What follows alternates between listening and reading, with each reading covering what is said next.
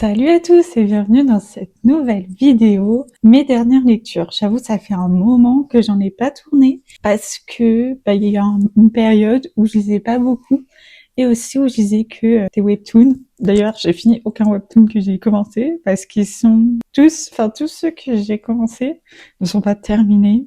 Je vais pas en parler dans cette vidéo parce que ce serait trop long parce qu'ils sont pas terminés. Bref, voilà. Et je les lis en anglais aussi. Là, je vais juste parler des livres, des autres livres que j'ai lus, puisque voilà. Sinon, ça va être trop long. J'ai pas lu tant que ça. Et je vais faire plus ou moins dans l'ordre. Le premier livre que j'ai lu, c'est Mad Majesty, et je vous en avais parlé dans ma dernière vidéo, mes dernières lectures, que ce serait ma prochaine lecture. Je l'ai lu super rapidement. Je crois que j'ai filmé la vidéo, et 2 jours après, j'avais fini Mad Majesty. J'ai vraiment kiffé et je voulais vraiment lire la suite, ce que j'ai mis un temps fou parce que j'ai filmé la vidéo, on était en août et j'ai lu le tome 2 en novembre. Mais je vais vous parler, j'ai du coup fini aussi le tome 2, que je vais vous parler du coup de ça. Mad Majesty, c'est l'histoire de Damien et je l'ai eu il y a tellement longtemps que je sais plus comment expliquer ce que je veux dire. Mais bon, je vais pas trop rentrer dans les détails et je vais vous lire le résumé après, mais j'ai vraiment kiffé ma lecture et j'étais vraiment à fond dedans. J'ai vraiment aimé. Et du coup, je vais comparer avec le tome 2 que j'ai lu et c'était bien, mais je sais pas, j'étais pas autant dedans. J'étais en mode, c'est bien, mais sans plus. Le tome 3, je l'ai commencé, je suis à peu près à la moitié du livre. Je sais pas exactement où j'en suis, mais je crois que j'ai lu plus de 40% du livre. Je sais pas. Le premier était vraiment mieux. Bon, voilà. Je vais lire le résumé. Assumer le poids de la couronne, mais à quel prix? Depuis son retour de l'armée, le prince Damien enchaîne les scandales dans tout genre. Qu'importe la volonté de sa famille, impossible de le faire rentrer dans le rang. Il fait régulièrement la une des tabloïds, jetant le discrédit sur la couronne. Alors que le roi décède et que le prince héritier est appelé à monter sur le trône, c'est toute la monarchie qui est ébranlée. La seule manière de sauver les apparences, un mariage avec celle que sa mère lui a choisie, Ophélia St. John, une future épouse obéissante et malléable, en somme parfaite pour le rôle. Mais Damien n'entend pas se plier de bon gré à ce jeu de dupes. Si l'institution lui impose des fiançailles, il compte bien choisir qui l'épousera. Cela sera Esmée St. John, la petite sœur de celle qui a été élevée pour régner. Synesthète, sarcastique, mais profondément humaine et empathique. Esmée parviendra-t-elle à ravir les cœurs du royaume ou précipitera-t-elle sa chute? J'aime trop Esmée. Voilà. Je note pas les livres que je lis parce que je trouve que c'est un peu pas très intéressant. Mais j'ai vraiment adoré, du coup, le tome 1. Je vous le recommande si vous aimez la romance. Pas donner plus d'informations, j'ai peur de spoil en fait. Parce que du coup, comme j'ai lu les autres après, bref, je me mélange qu'est-ce qui était dans le tome 1 et dans la suite. Et donc, dans le tome 2, en fait, on va suivre 2 amies de Damien. La princesse Astoria du Liechtenstein. Je sais pas comment on dit ça. Liechtenstein. Bref, je crois que j'ai bien prononcé. Et Calmon, le prince de Suède, héritier de Suède. Donc en gros, ils sont un groupe d'amis de 4 avec Ismaël, qui est le prince héritier d'un des empires les plus puissants du Moyen-Orient. Bon, aux Émirats Arabes Unis. Ouais, c'est ça. Ils font un groupe de 4, et donc du coup, tome 1 sur Damien, tome 2 sur Callum et Astoria, et tome 4 sur Ismaël. Dans le tome 2, je l'ai lu récemment, donc je me souviens. Astoria est promise à un duc allemand, dont je me souviens plus le nom. Mais c'est un mariage arrangé qui est prévu depuis toujours, avant même sa naissance. Elle n'a jamais rencontré ce dit homme. Là, ça y est, c'est le moment de la rencontre, de préparer le mariage. Sauf que elle n'en a pas envie. Et donc, elle va chercher un moyen d'éviter ce mariage. Et Callum, lui, c'est le prince héritier du coup de Suède. Lui, ce qu'il veut, c'est récupérer le trône, car son père ne fait plus les fonctions de roi. Techniquement, c'est lui qui règne, mais il n'a pas le titre. Du coup, compliqué. Franchement, j'ai bien aimé. Je sais pas, j'étais moins dedans que le tome 1. Je vais lire le résumé. Accéder à la couronne, qu'importe le prix. Héritier légitime du royaume de Suède, Callum est prêt à endosser le rôle qui lui revient de droit. Néanmoins, avant de se résoudre à lui céder le trône, le roi Gustav X lui demande de prouver qu'il est capable de faire prospérer le pays. S'il ne se montre pas à la hauteur, Callum sera déchu de son titre au profit d'un autre. Un mariage avec un grand parti d'Europe pourrait être un bon moyen de parvenir à ses fins, mais Callum se l'est juré, plus personne n'accédera à son cœur. Audacieuse, intrépide et intelligente, la somptueuse princesse Astoria du Liechtenstein est, elle, promise depuis sa naissance. Mais plus le temps passe et plus l'évidence s'impose à elle. Elle veut fuir cette union à tout prix. Sa seule issue, se fiancer à un prince auquel ses parents ne pourront pas s'opposer. Un homme qui la sauvera non seulement elle, mais également son royaume. Callum Ragnar Christensen, son meilleur ennemi, pourrait être la solution, même si elle préférait se planter un pic à glace dans l'œil, sans anesthésie plutôt que le supporter au quotidien. Pourtant, en dépit de ce qu'ils prétendent, règne entre eux une tension difficile à ignorer. Leur accord marquera-t-il l'avènement d'un roi ou la déchéance d'un prince? En fait, sur le papier, je m'étais dit, je vais préférer. Mais non. Peut-être, je sais pas, dans le mood. Parce que quand j'ai lu, en fait, je suis une mood reader. Et je savais plus quoi lire. Et je me dis, vas-y, lis ça. Alors que quand j'ai lu Mad Majesty, c'est vraiment dans le mood de lire ça. C'est ça que je veux lire. Voilà.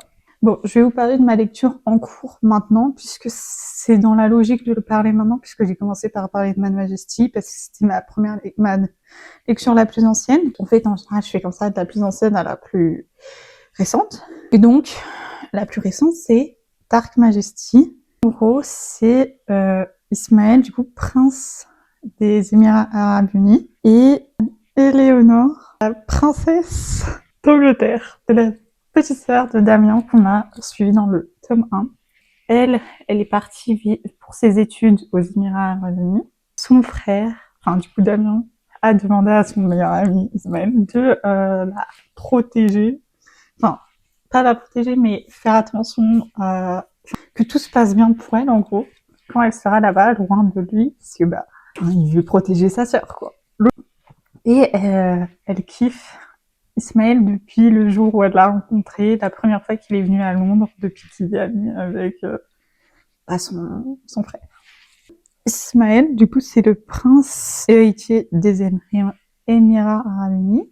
Bon, pour l'instant, j'ai lu que un peu entre 40 et 50% du livre, je sais plus exactement. Et il y a un truc qui m'a un petit peu gêné au début de la lecture, c'est qu'on est censé avoir deux points de vue. Enfin, on a le point de vue d'Ismaël et le point de vue d'Éléonore. Sauf que, au début, on a quand même 5-6 chapitres où c'est que Éléonore. Au début, j'étais en mode, il vient quand je me dis, attends, est-ce que je vais pas voir du tout le point de vue de Ismaël? Je sais pas combien de chapitres j'ai lu avant qu'on ait son point de vue, mais j'ai trouvé que c'était un peu long. Parce que, en général, bon, t'as un ou deux points de vue, t'as 2-3 peut-être chapitres avec un point de vue, puis tu changes, et après tu changes. Et là, je trouvais que c'était long avant qu'on ait le deuxième point de vue, et du coup, ça m'a un peu dérangée au début. C'est un point à noter. C'est en mode, bon, quand est-ce qu'il vient son point de vue à lui? Parce que, j'ai envie de savoir, quoi. J'aime bien, mais je suis pas non plus à fond dedans, comme en fait le tome 2, quoi. Donc, je vais vous lire le résumé, en essayant de ne pas écorcher les prénoms. Ismaël ibn al-Shams a été élevé pour devenir roi. Héritier charismatique de l'un des empires les plus puissants du Moyen-Orient, son destin est tout tracé. Il ne reste plus qu'à trouver une épouse afin d'assurer sa descendance. La seule pour laquelle son cœur penche est intouchable. Pour cause, Éléonore Attorn est la princesse du Royaume-Uni et la petite sœur de son meilleur ami. Tout les sépare, la culture, la tradition, les devoirs. Exilée loin de Londres, des projecteurs et des obligations royales, Éléonore tente de se reconstruire après le drame qui a touché sa famille. C'est aux Émirats Arabes Unis qu'elle poursuit ses études, là où vit celui qu'elle aime en secret. Son attirance est réciproque, elle le sent, pourtant Ismaël s'obstine à maintenir entre eux des barrières infranchissables. Lourde est la tête qui porte la couronne quand le cœur vacille. Pas en dire plus sur ce livre, c'est sympa. J'ai lu La Psy. On entend beaucoup parler de La femme de ménage, surtout, de Freda McFadden. En plus, il va y avoir bientôt, bah non, je crois que c'est sorti quand vous allez voir cette vidéo, le film de la psy. Et du coup, je m'étais dit que je voulais lire la psy, La femme de ménage. Et ma sœur avait acheté la psy et la femme de ménage, et elle m'a dit, bah perso, j'ai préféré la psy, donc lis plutôt la psy, c'est mieux. Même si elle a pas forcément trop aimé ces livres, j'étais en mode, bah, en fait, moi, je veux comprendre la hype autour de cette autrice quand même. Et bah, je vais vous donner mon avis. J'ai pas aimé. Début à la fin, j'ai pas aimé. Tant ma sœur m'a dit, c'est au moment où il y a le plot twist que après, elle a pas aimé. Mais moi, du début à la fin, j'ai pas aimé. Déjà, j'ai pas compris le plot twist. Quand on sait, bah, du coup, en gros, dans l'histoire, c'est la psy qui est morte. À la fin, on découvre qui l'a tuée. Et vraiment, pendant tout le livre, je me suis dit, c'est pas possible que ce soit telle personne. C'était cette personne. Et j'étais en train de m'expliquer, mais... Et franchement, quand j'étais en mode, je comprends pas. Genre vraiment, Et du coup, il y a eu ça. Ensuite, le style d'écriture, je n'ai pas apprécié. La plume de l'autrice ou de la traduction, je ne sais pas. Mais j'ai pas aimé. Puisque c'est pas des livres français de base, donc. J'ai pas aimé la plume, et j'ai pas aimé le plot twist. Et l'histoire en elle-même, c'était pas un truc de fou. Donc j'ai juste pas aimé. Du coup, t'as un couple de jeunes mariés qui vont visiter une maison en campagne, qui est du coup l'ancienne maison de la psy. Il va y avoir de l'orage, non, de la neige, enfin, beaucoup de neige, une tempête de neige, voilà. Et ils vont se retrouver bloqués dans la maison. La femme va trouver, elle va trouver la salle, enfin, la cachette, enfin, un espace où il y a des cassettes, des enregistrements de la psychologue qui vivait là et qui a disparu depuis plusieurs années, donc qui a été déclarée morte. Même si personne n'a retrouvé son corps, je crois. Je sais plus trop. Du coup, elle va commencer à écouter les cassettes. Du coup, on a le point de vue de la femme et on a les cassettes et le point de vue de la psy plusieurs années avant. Je sais plus combien de temps c'est avant la visite. Avec tous les indices qu'on a dans l'histoire, on est censé trouver qui est le coupable. Ça se passe en seulement 2-3 jours, le livre. C'est pas un très gros livre, il fait à peu près la taille de celui-là. J'ai pas du tout accroché. Vraiment pas. Vraiment pas. Je vais vous lire le résumé. Je sais que j'avais dit dans un vlog, je lis pas beaucoup de thrillers, c'est vrai. Mais c'est pas le premier thriller que je lis. Donc, à ce moment-là, j'étais en mode attends. En fait, je me suis rappelé que j'avais déjà lu des thrillers.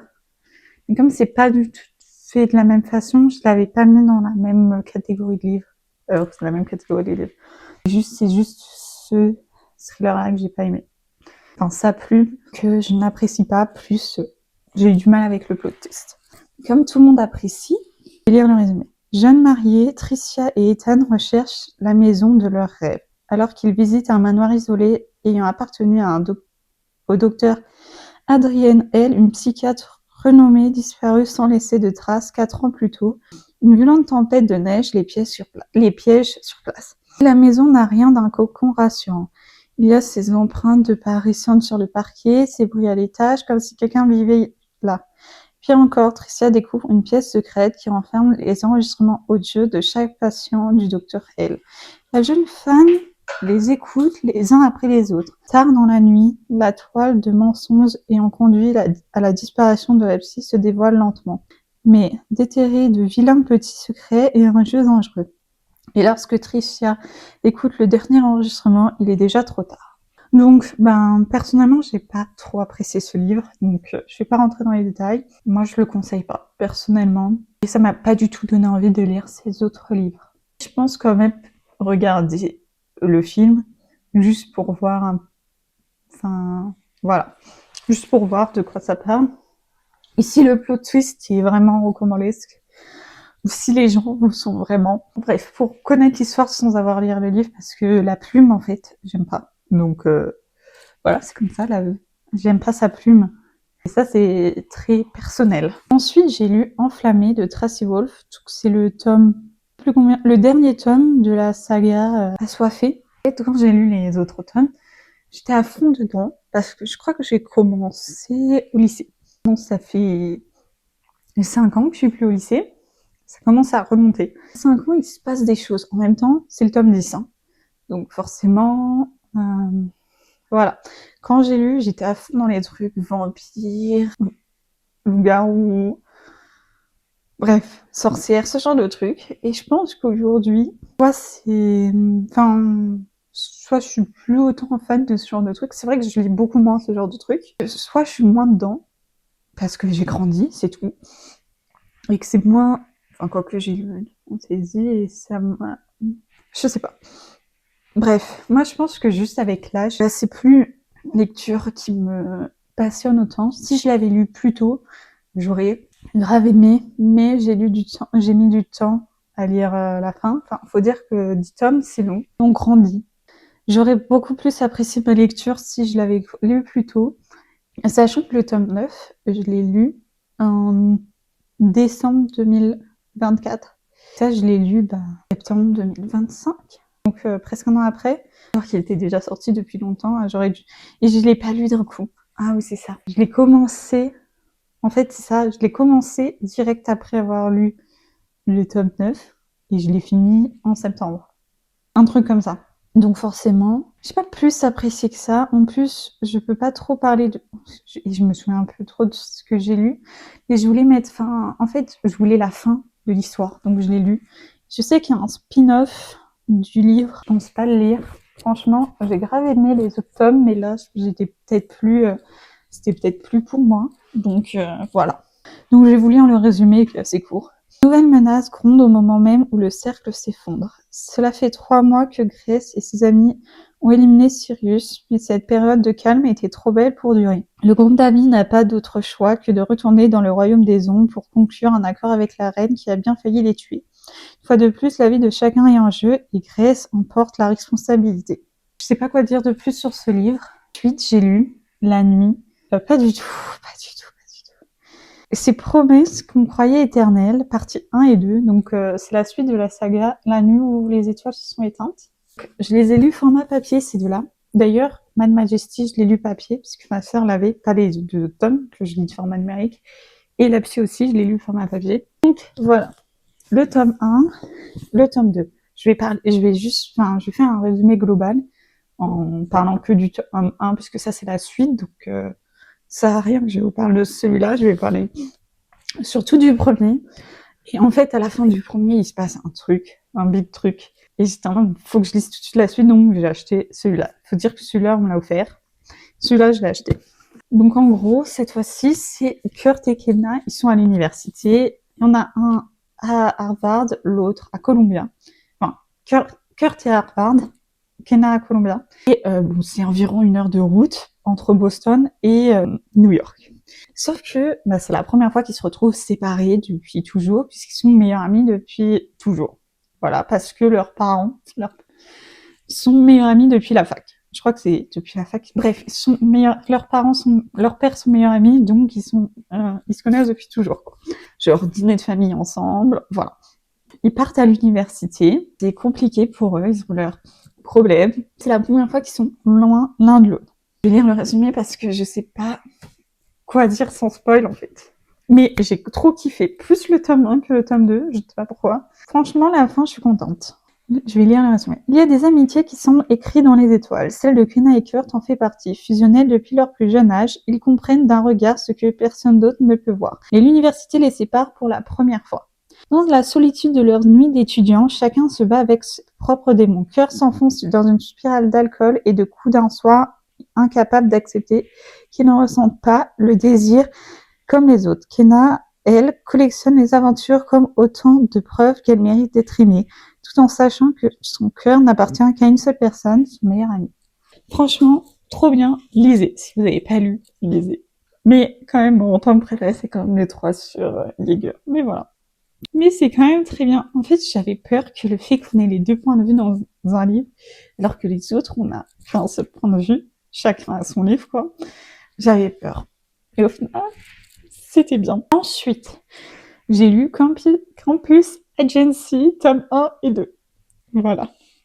Je sais pas lequel j'ai préféré, mais j'ai grave kiffé les 2 tomes. Et j'ai hâte de lire le tome 3 parce que c'est celui qui a l'air le plus intéressant. Tome 1, c'est sûr. À chaque fois, c'est une personne de l'agence Campus Agency. Dans le tome 1, c'est Maddie, qui en fait a... comment dire ça? En gros, elle a pas un don, mais en gros, elle arrive facilement à lire des signes, genre, par exemple, quand on est en colère, on va foncer les sourcils, et ben, elle voit ces petits détails infimes assez facilement. Je sais plus exactement comment elle dit ça, mais en gros, elle arrive facilement à lire les gestes. Enfin, en gros, on a tous ces micro-réactions quand on vit quelque chose et elle les analyse très bien. Et donc, du coup, elle aide ses clients à comprendre ces signes pour ensuite faire parler les personnes. Par exemple, je vais dire un truc tout con, mais si t'as une personne dans ta famille qui te cache quelque chose et que t'arrives pas à savoir quoi, bah, elle va t'aider à comprendre ce qu'il cache pour que toi, tu puisses le confronter et qu'ensuite, il te révèle son secret, quoi. Plus ou moins. Ça peut être tout et n'importe quoi. Mais en gros, c'est ça l'idée. Là, c'est un joueur de football de l'université. Donc, ils sont à Austin University. Et en gros, lui, il a intégré un cours de psychologie. En gros, le prof le sac, il l'aime pas. Et donc, du coup, il foire tout alors qu'il devrait pas avoir des si mauvaises notes. En gros, le prof lui met des sales notes alors qu'il les mérite pas. Ses devoirs sont bons, quoi. Du coup, il va faire appel à Maddie, qui a du coup ce don. Je sais pas si c'est le mot adapté. Je vais vous lire le résumé. Mardi Harlow est un génie. Depuis toujours, elle décrypte naturellement les micro-expressions de ses interlocuteurs et décode leur langage corporel sans trop d'efforts. De ce don est né un business lucratif à l'agence. La prestigieuse Austin University de Miami, où elle entame sa 3e année d'études, lui offre de nombreux prospects parmi ses étudiants. Un petit ami infidèle, une colocataire kleptomane, un échange de belles sommes. Elle aide ses clients dans leur enquête de vérité et ce, en toute discrétion. La vérité, c'est exactement ce que recherche Cameron St. James. Ce maître, un brillant quarterback et capitaine de l'équipe des Wonders, est sur la sellette, car malgré tous ses efforts, ses notes en psychologie sont mauvaises. Il est persuadé que son professeur cherche à le saboter. Or, si sa moyenne continue de chuter, il risque d'être suspendu de l'équipe de football universitaire. S'il veut obtenir la clémence du doyen, il lui faut des preuves. Le problème, c'est que Maddie préférait se nourrir exclusivement de pizzas surgelées à l'ananas jusqu'à la fin de ses jours, plutôt que de venir en aide à celui qui lui a piqué sans le moindre scrupule la dernière place du cours qu'elle convoitait tant. Entre rancœur et séduction, Cameron parviendra-t-il à convaincre Maddie de l'aider à sauver sa carrière? Franchement, j'ai grave kiffé. Peut-être que là, au moment où sort cette vidéo, c'est peut-être pas le meilleur moment pour lire parce que c'est plus un livre qu'on va lire en septembre. Mais moi, je l'ai lu en novembre. Et moi, ça m'a pas gêné. Mais d'ailleurs, en février, il y a le tome 3 qui sort. Je crois que c'est en février qui sort. Je sais plus exactement. Mais bon. Le tome 2 est sorti en novembre, donc en soi, pourquoi pas le lire maintenant, puisque j'ai lu. Parce qu'en soi, ouais, pour moi, je pense que, enfin, si on est à l'université en soi, au lycée, bref, si on est encore en cours, il n'y a pas de mauvaise période pour le lire. Puis après, si vous n'êtes pas en cours, bah, je sais pas. Je pense que j'ai préféré le tome 2. En gros, cette fois-ci, c'est du coup Alba Levine, je sais pas comment on prononce. En gros, elle aussi, elle travaille à l'agence, mais elle est, enfin, son père est détective privé, donc il fait vraiment des enquêtes comme un détective privé. Elle n'est pas vraiment détective privé, si vous voyez ce que je dis. En gros, elle gère ses enquêtes de la même façon qu'un détective privé, alors que Maddie, c'est plus psychologie. Là, c'est vraiment enquête. Ils sont meilleurs amis depuis toujours. Enfin, depuis qu'ils se sont rencontrés quand ils avaient 12 ans. Qui reçoit des lettres de menaces. Et donc, du coup, elle va l'aider à trouver qui est la personne qui les menace. Pour piéger cette personne, ils vont décider de faire croire qu'ils sont ensemble. Fake relationships. J'adore cette trope. On ne peut que apprécier. Et donc, l'aimer, évidemment. Alba Levine ne craint pas les mystères. Elle les traque. Fille d'une brillante avocate et d'un détective privé de renom, elle propose au sein de l'agence un service d'enquêtrice à d'autres étudiants de la prestigieuse Austin University. Rien ne l'avait toutefois préparé à son nouveau client, Ned Huxley, son meilleur ami. Depuis plusieurs semaines, des lettres hostiles sont adressées au footballeur star d'Everton, habitué à la rançon du succès. Il ne s'inquiète pas au départ, mais quand ces missives ciblent directement son amitié avec Alba, il voit rouge et décide de la mettre au courant.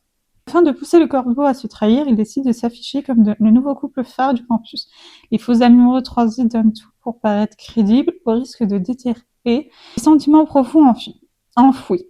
De supposition en révélation, aux relations qui unissent Alba et Ned depuis tant d'années, tiendra-t-elle le coup face à l'adversité ou prendra-t-elle un nouveau tournant? En vrai, je trouve que pour le coup, j'ai quand même deviné assez rapidement qui était la personne qui faisait les menaces. Alors que pour le premier tome, je n'ai pas deviné Enfin, j'avais compris qu'il l'aimait pas, mais la raison du pourquoi du comment, non. Dans le premier, les indices viennent quand même vachement tard. Alors que là, ils viennent beaucoup plus tôt. Mais en gros, il y a toute une partie que même... je sais pas comment expliquer, mais en gros, le pourquoi est beaucoup plus grand que la raison que tu peux imaginer, j'ai l'impression. Bref, je vais pas parler plus parce que je vais spoil. Mais en tout cas, j'ai deviné qui était la personne qui a envoyé les lettres assez rapidement. Pour ceux à qui ça gêne, c'est la première fois que je devine. Vraiment, je suis pas quelqu'un qui devine facilement les trucs. Donc voilà. Après, ça engage, ça fait apparaître beaucoup d'autres choses que je n'avais pas vues, évidemment. Mais ça, je l'avais plus ou moins vu venir. J'ai ensuite lu Inheritance Game, tome 4. Enfin, je l'ai lu entre les deux campus Annecy, puisque quand j'ai lu le tome 1, le tome 2 n'était pas encore sorti. Tome 4, c'est pas vraiment c'est la suite, pas vraiment la suite des 3 autres tomes. En gros, les 3 autres tomes, les 3 premiers tomes, en gros, c'est Avery et son histoire en tant que nouvelle héritière du manoir à Thor. Et là, en gros, dans le tome 4, on suit les deux des frères à Thor. Et un truc qui m'a gênée, c'est que du coup, c'est 2 histoires en un seul livre. Et donc, on a le point de vue, l'histoire de l'un, puis l'histoire de l'autre. Et en fait, j'avais l'impression que c'était 2 livres et que j'avais pas le choix entre quand je passais d'un livre à l'autre. Pour moi, qui est une mode reader, ça m'a vraiment frustrée. Quand j'étais à fond dans un point de vue, on passait à l'autre. Et en fait, il y en a un qui est à Londres, l'autre aux États-Unis. Donc vraiment, rien à voir. Et les histoires ne s'entremêlent pas vraiment. Juste, on a des bribes d'informations même pas, sur l'autre histoire. Mais en fait, non, c'est pas lié. C'est un peu bizarre. Donc j'ai pas trop aimé. L'histoire est bien, mais c'est cette façon d'être écrite qui m'a gênée plus que le reste. Je vais vous lire le résumé. 1 an après les événements du final de la trilogie Inheritance Game, les frères Hathor, Grayson et Jason sont au retour avec une nouvelle quête à mener et de nouveaux mystères à élucider. 1 an s'est écoulé depuis la fin de Inheritance Game, mais la famille Hathor est encore loin d'avoir révélé tous ses secrets. Les demi-frères Grayson et Jason quittent la demeure familiale pour éclaircir de nouveaux mystères. Tous les deux se posent bien des questions sur leurs origines et partent donc chacun de leur côté dans l'espoir d'en apprendre plus sur leurs pères respectifs. Un double voyage initiatique riche en émotions, actions et énigmes qui dévoile ces épisodes de l'enfance des 2 frères. La route sera jalonnée d'obstacles et de défis, mais lorsqu'on s'appelle Hathor, l'échec n'est pas une option.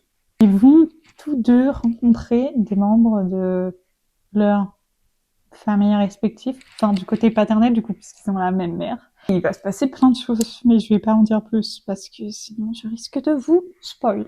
Donc ensuite j'ai lu 2 mangas. Donc j'ai lu Dr Stone, j'ai lu 17 tomes. En vrai j'aurais pu faire mais j'ai compté comme un seul livre parce que c'est 17 fois le même livre. Et en vrai j'ai lu l'animé, j'ai vu l'animé en français évidemment. Je vais vous faire un rapide résumé parce que je vais pas rentrer plus dans les détails. Mais en gros, attendez, je vais trouver un résumé à lire, ça va être plus simple. Un jour, une lumière éclaira la Terre, changea tous les humains en pierre. Ainsi, l'humanité s'éteint Plusieurs millénaires plus tard, Taiju parvient à s'échapper de son enveloppe de pierre pour découvrir un monde dans lequel la nature a repris ses droits. Avec son ami Senku, il décide de tout mettre en œuvre pour faire renaître l'humanité et de ses cendres et de survivre. Oui, il va se réveiller, je crois que c'est 3000 ans après. Bon, je sais plus exactement. Son but, c'est de refaire naître la civilisation. Évidemment, il se passe plein de choses. Il y a encore il va rencontrer d'autres humains. Voilà. Et le dernier manga que j'ai lu, c'est Jujutsu Kaisen. J'ai lu 4 tomes, que j'ai d'ailleurs... Les autres, je les avais empruntés à la médiathèque, les Dr. Stone. J'ai pas lu la suite, parce qu'ils avaient pas le tome 18 et 19. Ils ont le 20, mais je sais pas. Bon, je m'étais dit qu'ils les avaient... que quelqu'un les avait empruntés, mais je les ai jamais vus. Depuis, des fois, je passe devant. Ils sont jamais là. Prochaine saison, qui va sortir bientôt. Je crois qu'elle sort en février. Je ne suis pas sûre. Mais là, du coup, j'ai lu le tome 16, 17, 18, 19. Je sais pas quoi dire parce que, 16, 17, 18, 19, je spoil. Mais du coup, c'est l'arc après. C'est ce qui se passe juste après l'animé. Donc, ce qui va se passer dans la nouvelle saison qui va sortir. Donc, c'est pour ça que j'ai pas trop envie de parler parce qu'en soi, donc sur ce, bon, je l'ai dit tout le début. Mais là, du coup, je vais lire le résumé du tome 16. Alors que le désespoir s'empare de Yuji, Aoi surgit pour le premier prêter main forte face à Maito. Spoil. Ça va être que du spoil. À deux, ils parviennent à vaincre l'entité annihilatrice sous sa forme ultime, seulement tandis que Yuji s'approche pour en finir une fois pour toutes. Suguru, toujours porteur de la lisière du supplice, apparaît. Le maître des fléaux ignore les supplications de Maito et passe à l'action. Par chance, les autres exercices présents à Shibuya rejoignent Yuri et tentent de venir à bout de Suguru, mais il s'agit encore de l'ancien ami de Satoru. Peut-être que dans le tome 16, c'est la fin de la deuxième saison de l'anime. Et après, on passe à... c'est plus dans l'anime, je sais plus. Mais j'aime trop. En fait, le truc, c'est que je me suis fait spoil un truc. Et j'ai vu la vidéo de... Bon, j'ai vu un top 20 d'anime, non, de combat. Et bon, je me suis fait spoil la finalité de ce combat. Mais donc, du coup, il n'a pas encore été animé, c'est le Gojo Sukuna. Sachant que Sukuna, c'est mon personnage préféré du manga. C'est l'issue du combat, puisque je me la suis fait spoil. De la manière la plus débile possible. J'ai fait une recherche Google, et voilà. C'est sorti. Premier lien. Bref. Je vais pas dire plus, parce qu'en fait, si je dis plus, je vous spoil. De lire la suite, hein. Mais genre, vraiment, je l'ai acheté le 19 semaine dernière. Oui, le week-end dernier. Il y a une semaine, en gros. Quand je rentrais. Non, même, enfin non, moins d'une semaine, il y a quelques jours. C'est tout pour les livres que j'ai lus. Je vais vous parler vite fait des lectures en cours. Du coup, je vous ai déjà parlé de Dark Majesty que je lis sur mon téléphone. Normalement, c'est une des dernières lectures que je vais lire sur mon téléphone puisque je vais, pour Noël, je demande une liseuse parce que lire sur le téléphone, c'est un peu relou. Et donc, sur liseuse, ce sera beaucoup mieux. Ensuite, j'ai ces 2 livres en cours. Je vais pas faire de résumé ni rien sur ces livres parce que cette vidéo est déjà suffisamment longue. Mais ça fait un an. Non, mais ça fait plus de 6 mois qu'il est commencé. Et franchement, en gros, quand je l'ai commencé, j'ai lu jusqu'à la page 60. J'arrivais pas à le lire. J'ai jamais réussi à reprendre. Donc, il y a possiblement un jour où je vais DNF ce livre. Mais pour l'instant, je l'ai pas fait. Enfin, je me dis que je vais reprendre, mais je ne reprends pas. C'est comme le livre que j'ai commencé il y a très longtemps, c'est Orgueil et Préjugés, et je n'ai jamais terminé. J'aurais pu vous le montrer, et je l'ai, mais je sais pas, je l'ai pas appris là dans la vidéo, donc bon, voilà. L'autre livre, c'est un autre livre que j'ai commencé beaucoup plus récemment, c'est Là où chantent les écrevisses. Et là, pour le coup, j'ai lu 30 pages, donc bon, je sais pas. En fait, c'est pas du tout le style de livre que je lis habituellement, puisque c'est un livre sur... Je sais plus. C'est plus sur enfin... Je sais pas comment expliquer, mais en gros, comme j'ai lu un livre sur la Première Guerre mondiale, pas vraiment sur la Première Guerre mondiale, mais sur... je sais pas comment expliquer ça, mais un peu... Enfin, sur un bateau de croisière qui circulait pendant la Seconde Guerre mondiale et qui a...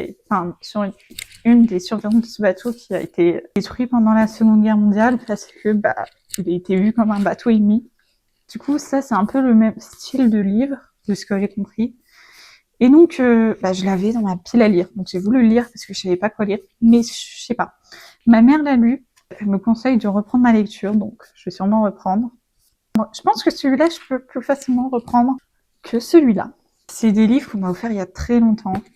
Là, c'est un livre, du coup, que j'ai pas du tout commencé, mais que je voudrais commencer. C'est To the Darkness. Donc, c'est la suite de From the Ashes.